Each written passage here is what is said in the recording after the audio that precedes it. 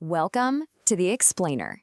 Today, we're diving into an absolutely fascinating, deep-seated topic, how different cultures view human potential, and how we can chart a sustainable course through the massive technological changes of the post-human era. We're really looking at a clash of worldviews here, and understanding them might just be the key to our future. So here's the big question we need to unpack.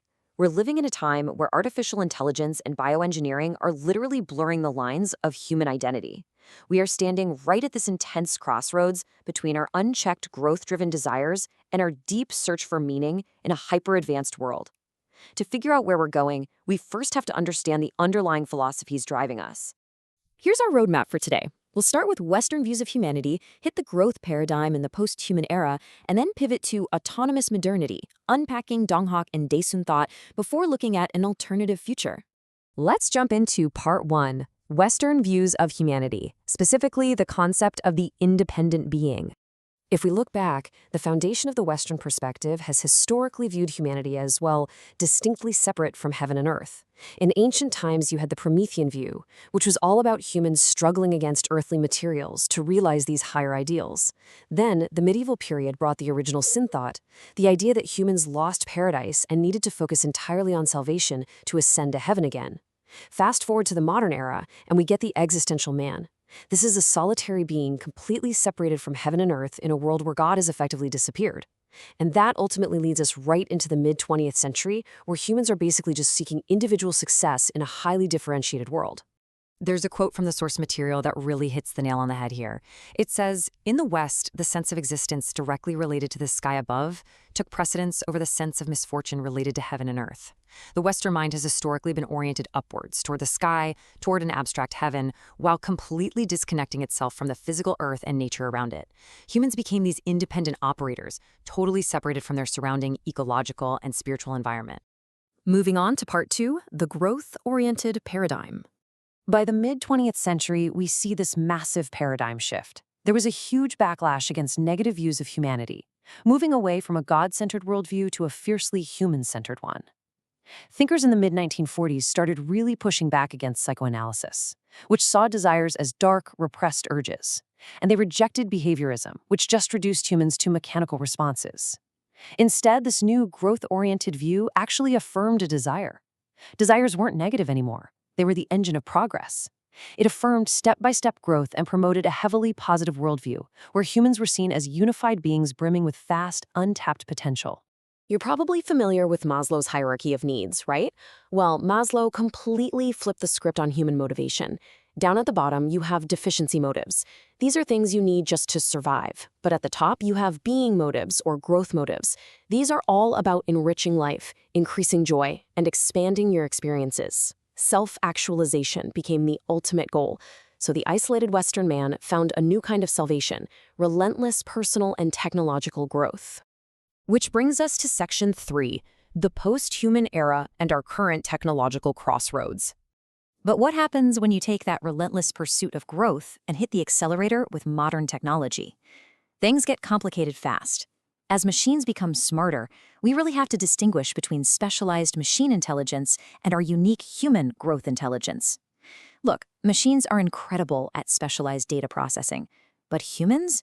We excel at community building, creating complex symbol systems, and possessing a truly boundless ability for self-development. We are general problem solvers. That's our unique edge. So the real urgent necessity of our time, and honestly for our own survival, is co-evolution. We have to reconstruct our human identity and create totally new values right alongside pan-artificial intelligence. But pulling this off requires an ethical framework that the Western model, which, remember, historically separates humans from their environment, might really struggle to provide on its own. Let's shift gears for Section 4, Defining Autogenous Modernity.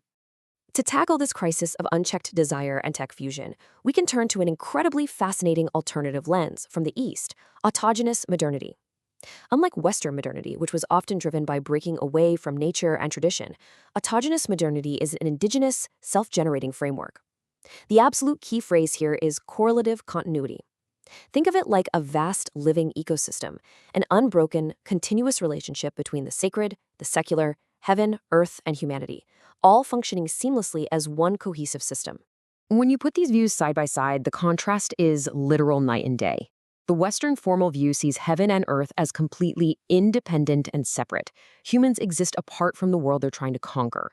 The Eastern assimilative view, however, relies entirely on correlative thought. Heaven, earth, and humanity operate as an interconnected whole. The divine isn't just up there, it's fully assimilated into the here and now. Part 5. Donghak and Daesun thought. Let's look at how this correlative thought actually works in practice through two specific Eastern frameworks. Donghak gives us some genuinely gorgeous concepts to work with. First is Sicheonju, which translates to the view of serving heaven within oneself. Think about how radical that is compared to the existential, isolated man we talked about earlier. You aren't separated from the divine at all. You carry it inside you. The second concept is Yongse Bomong, meaning the eternal unforgetting of this divine connection. Human potential isn't measured by outward conquest, but by deeply internalizing and remembering our connection to the universe. Now, both of these traditions offer different toolkits, so to speak, for handling modernity. Donghak utilizes what scholars call the liminality of disorder, essentially using chaotic, transitional periods to break things down and foster deep transformation, truly integrating the sacred with the secular. Daesun thought, on the other hand, focuses on the revitalization of order.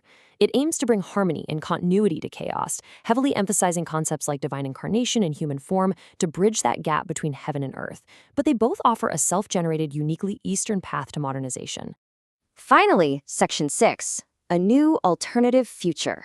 So, what exactly happens when these two massive paradigms, the Western growth model and Eastern autogenous modernity, smash into each other today? The sources suggest the answer lies in a new post-human ethic. We have to integrate East and West.